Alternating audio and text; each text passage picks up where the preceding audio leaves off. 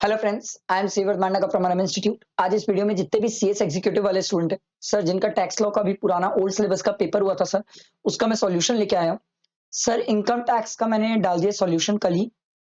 ये जीएसटी का सॉल्यूशन है, बट इनकम टैक्स में मैंने दो आंसर्स बाय मिस्टेक गलत टिक कर दिए थे सर। एक आंसर ये था क्वेश्चन नंबर 32 वाला, जिसमें मैंने बोला था sir, which of the following income of the registered trade union is liable to tax. Liable to tax बोला है तो सर कैपिटल गेन, आईएचपी और आईयूएस एग्जेम्प्ट होते हैं। ठीक है, एक ये क्वेश्चन था और एक 44 नंबर का क्वेश्चन था, जिसमें क्या हुआ था सर, ये जो डीए था 60%, मैंने ये 12,000 को 60% माना था सर। 60% ऑफ 12,000 लोगे तो ये आंसर सर बी नहीं आएगा, आपका आंसर ए होगा। ठीक है, ये दो करेक्शंस थे जो मेरे को बताना था सर। इन केस अगर कोई स्टूडेंट टेली किया होगा तो इसको भी ध्यान रख के टेली कर लेगा। ठीक है, बाकी मैंने इनकम टैक्स के पूरे क्वेश्चन सॉल्व करा दिए थे। अब अपन जीएसटी के क्वेश्चन देख लेते हैं। जीएसटी के क्वेश्चन स्टार्ट करने से पहले एक सिंपल सी बात सर, टैक्स का आप लोगों का ओल्ड सिलेबस, अब एमसीक्यू कंप्लीट कहानी। अब नया सिलेबस, नए सिलेबस में क्या होगा सर, अब आप लोग का टैक्स राइटिंग में। तो सर टैक्स राइटिंग में इन केस अगर किसी को टैक्स से रिलेटेड इश्यूज आ रहे हैं, दिक्कत आ रही है सर टैक्स में, तो आप मुझे व्हाट्सएप में पिन करिए, मैं जरूर आपको रिप्लाई करूंगा और टैक्स में आपकी हेल्प करूंगा। क्योंकि सर एमसीक्यू की कहानी अलग थी, लिखने की कहानी अलग है। अब अगर आप लिखने के बेसिस में प्रैक्टिस नहीं करोगे तो आपको दिक्कत होगी। तो जितने भी स्टूडेंट हैं अपने फ्रेंड्स लोगों को भी शेयर कर सकते हैं, ये मेरा नंबर है, आप मुझे कांटेक्ट कर सकते हैं, मैं आपको रिस्पॉन्ड करूंगा और टेक्स्ट के पेपर से रिलेटेड हेल्प करूंगा। ठीक है, चलो टाइम वेस्ट नहीं करते हैं, जीएसटी स्टार्ट करते हैं। Let start sir. ठीक है, चलो। When the goods are sent by one job worker to another job worker, the challan issued by, sir issue कौन कर सकता है, सिर्फ principal. Transport of passenger by dash are exempt, first class तो taxable है। मेट्रो, मेट्रो रेल एग्जेम्प्ट है sir. Railway in AC coach taxable है। ठीक है, which of the following way demand of interest can GST be paid. Credit ledger से तो हम पे नहीं कर सकते सर, कैश लेजर से हम पे कर सकते हैं sir, but directly paid in cash through challan. But directly paid in cash through challan, sir हम चलान के थ्रू भी पे कर सकते हैं। ठीक है, चलान के थ्रू भी हम क्या कर सकते हैं, पैसा डिपॉजिट कर सकते हैं और पे कर सकते हैं। बट बेसिकली अगर देखा जाए तो इलेक्ट्रॉनिक कैश लेजर से ही हम पे करते हैं। ठीक है, ये चीज का ध्यान रखना। बट इसमें अगर मेरे से पूछोगे तो मोस्ट अप्रोप्रिएट जो ऑप्शन होता है डी ज्यादा बेटर है, क्योंकि ये दोनों ऑप्शन सिलेक्ट किया जा सकता है प्रैक्टिकल लाइफ में। ठीक है, चलो अगला नेक्स्ट देखते हैं सर।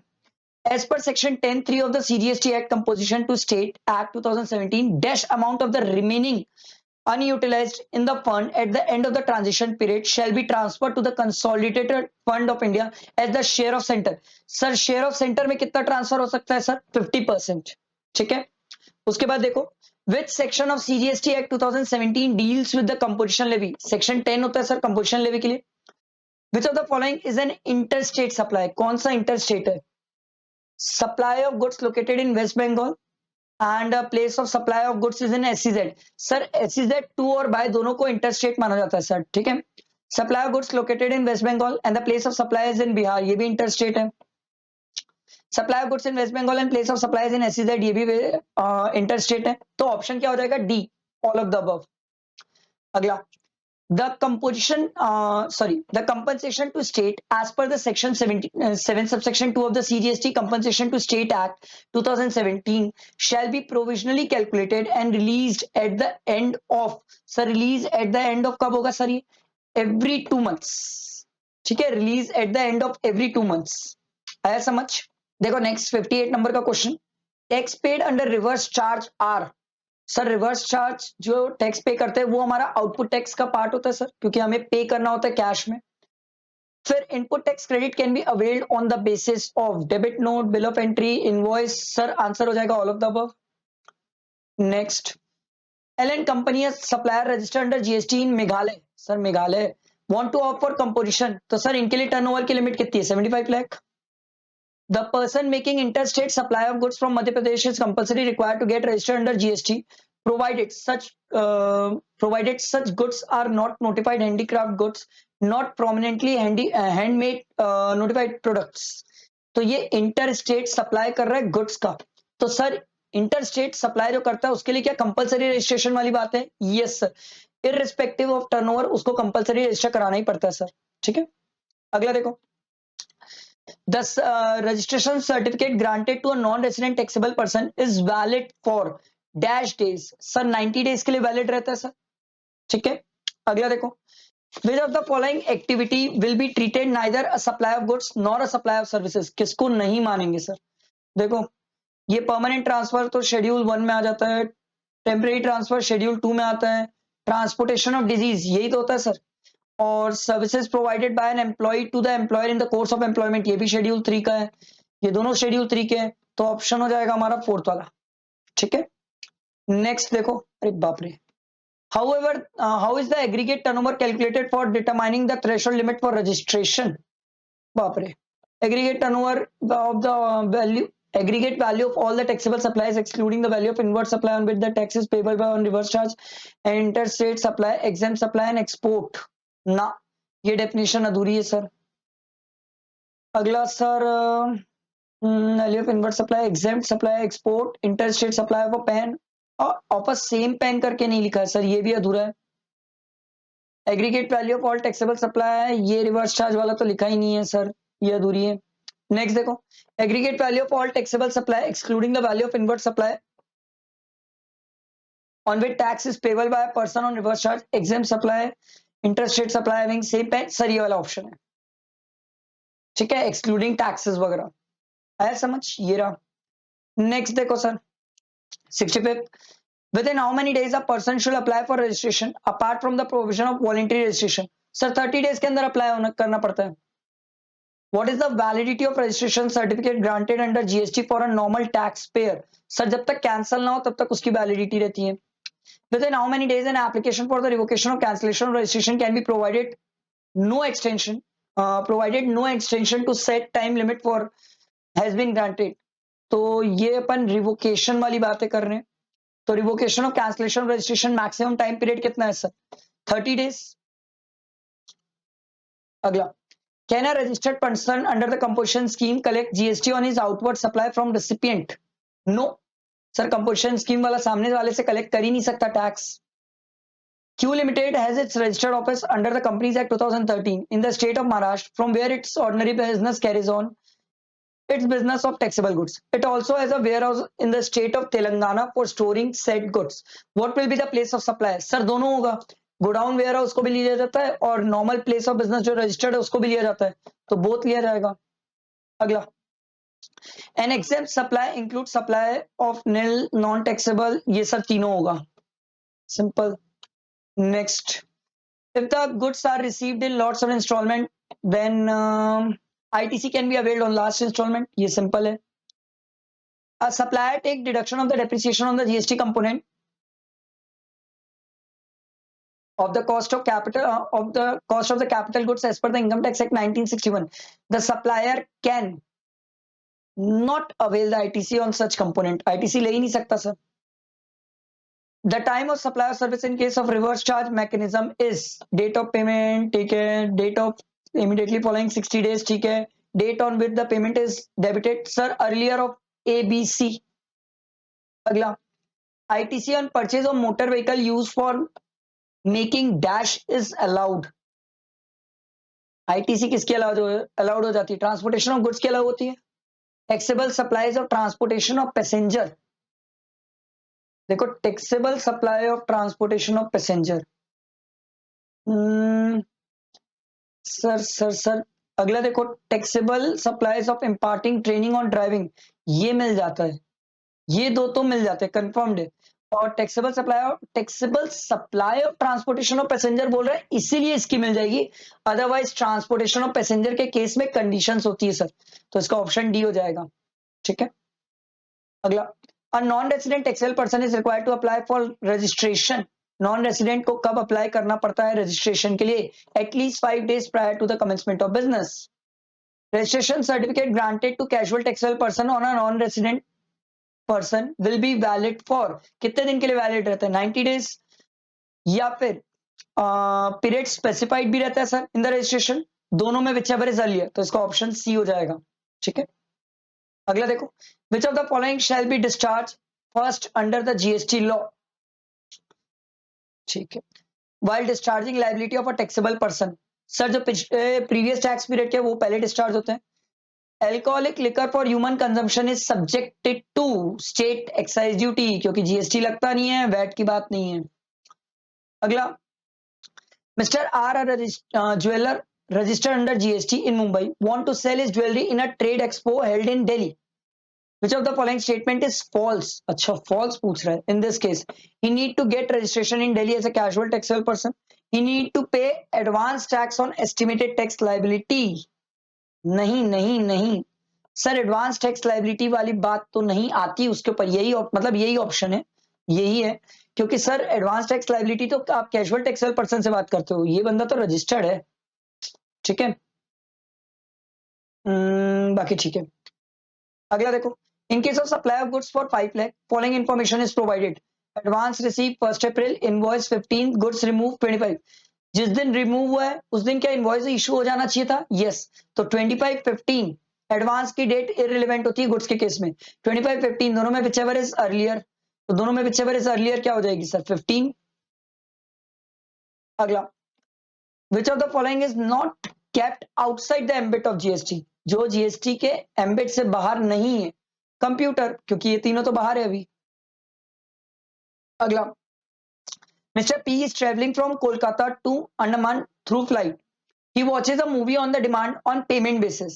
अच्छा, the place of supply under GST law will be,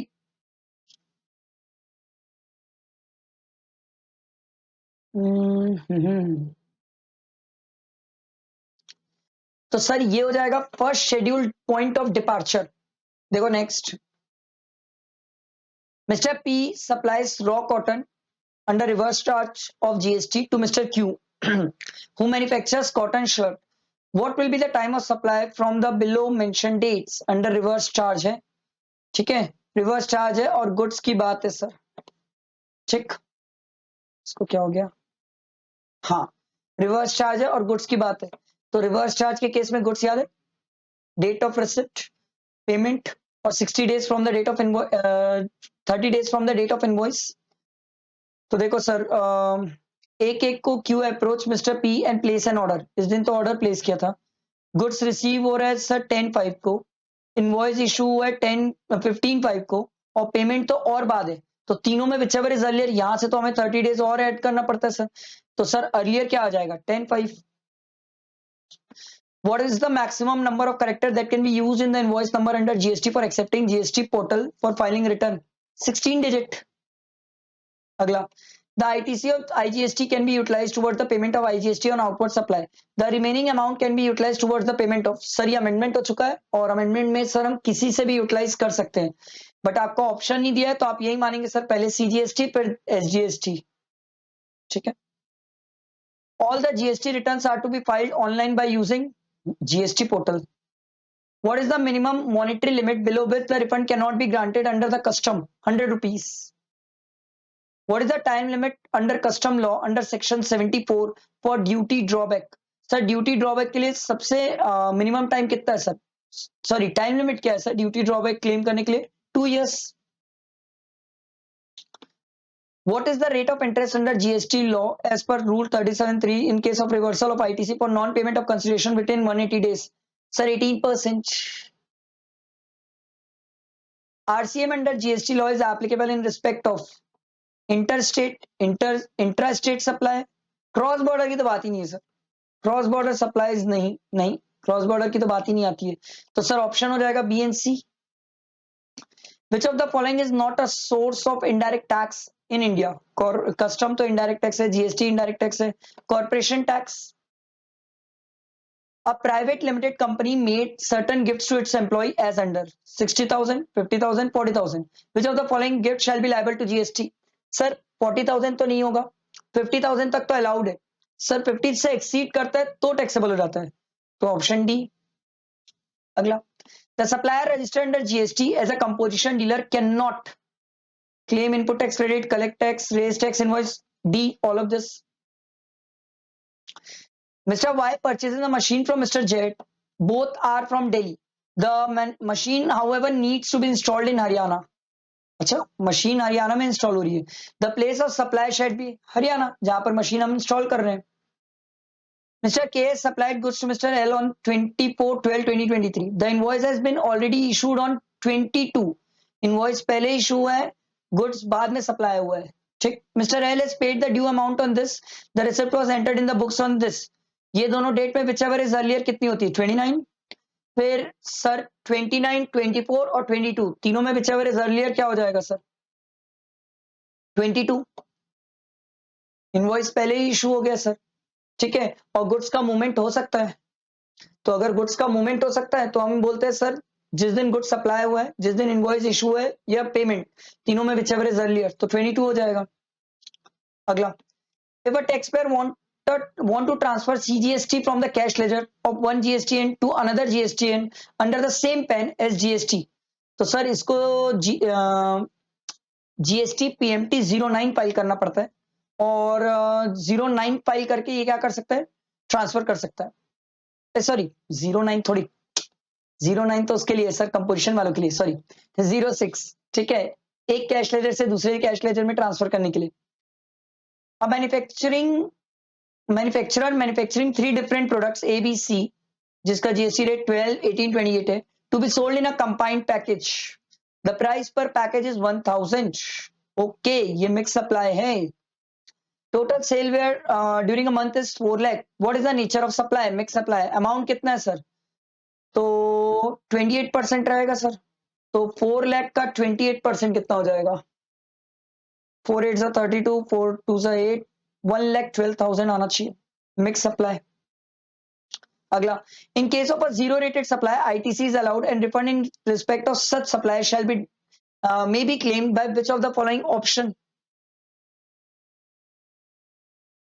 ITC is allowed and refund in respect of such supplies may be claimed by which of the following option? अच्छा, which of the following option से हम ITC refund claim करेंगे? Supply made without the payment of IGST under bonds and claim refund? नहीं sir. Supply made on payment of IGST and claim refund. ठीक है. अगला देखो. A registered person who is a party to any appeal or any proceeding under GST before any authority will have to maintain the accounts pertaining to that matter for a minimum period of. अब ये वाला question जो है ना, minimum period of, ये अब amendment के बाद तो चेंज हुआ है. तो सर मेरे हिसाब से तो इसका आंसर 12 मंथ्स होना चाहिए. इसका आंसर माइट बी पॉसिबल, कुछ वेरी कर सकता है. ठीक है. An amount of dash is required to be paid along with the application for advance ruling under custom. Custom है तो 10,000, GST होता तो 5,000. ठीक है. ये मैंने आपका GST का भी पेपर पूरा सॉल्व करा है. इन केस अभी भी टैक्स में किसी को दिक्कत हो, डाउट हो, कोई बात करना हो तो आप मुझसे जरूर डिस्कस कर सकते हैं. ये मेरा नंबर है सर, आप मुझे व्हाट्सएप में पिन करिए, मैं आपसे कॉल करके डिस्कस करूंगा. ठीक है. फ्रेंड्स को शेयर करना, अपने मार्क्स कैलकुलेट करो. अब नया सिलेबस है, ओल्ड सिलेबस अब एक्सटेंड नहीं होगा, तो नए सिलेबस के अंदर टेक्स्ट लिखना है तो लिखने के बेसिस में प्लान करना जरूरी है सर. अभी तक तो सिर्फ MCQ चल रहा था तो कहानी बन जाती थी, अब लिखना है. अब अगर ध्यान नहीं दोगे अभी से टैक्स में तो बहुत इश्यूज हो जाएंगे सर टैक्स में. आई मेरी बात समझ? ठीक है. चलो लाइक जरूर करना सर. ठीक. चलो, थैंक यू.